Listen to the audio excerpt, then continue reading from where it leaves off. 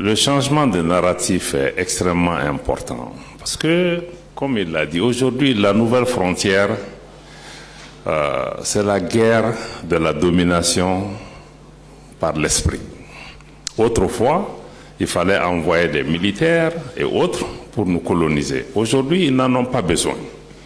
Avec les moyens de communication, les moyens de l'intelligence, les bibliothèques, ils peuvent être assis à Paris et à Washington et ils vont nous amener à agir et à réfléchir exactement comme ils veulent.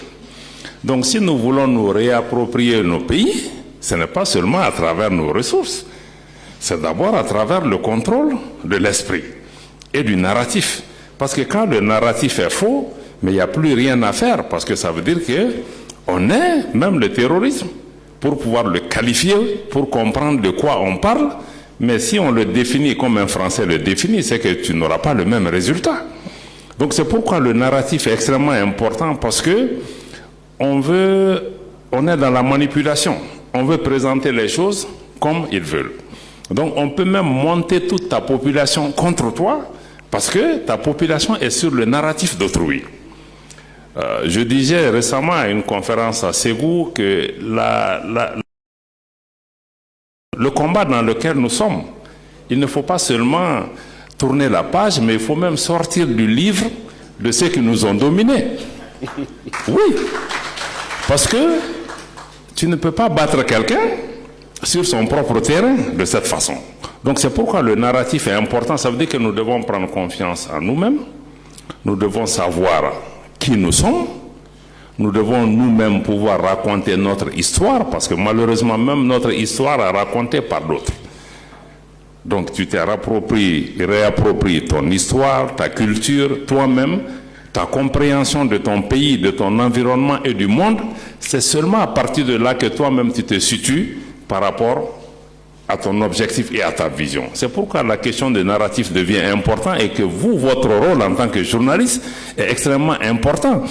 Parce que quand on regarde même dans les journaux, on prend des choses, nos pays sont taxés d'être des juntes, par exemple. Et très souvent, j'étais moi-même assis dans une télévision, je suis allé donner une interview d'une télévision étrangère, mais qui est une télévision assez amicale.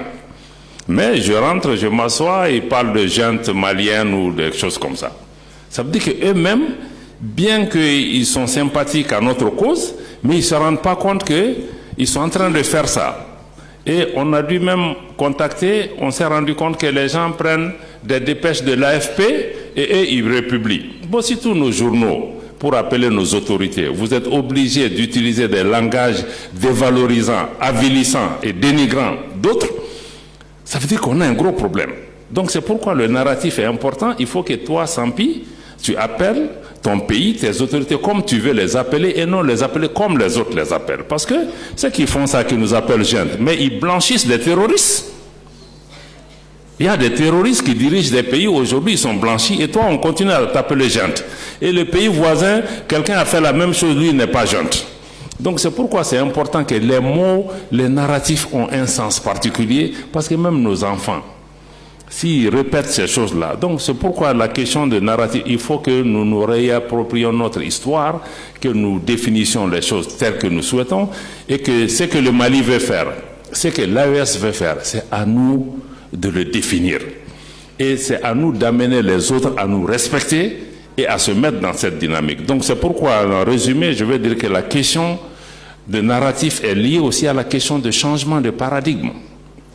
Parce que le changement de paradigme veut dire que nous ne voulons plus faire les choses. Mais pour que nous y arrivions, il faut que même le narratif, l'histoire de nos pays, nos façons de voir les choses, rien n'est neutre.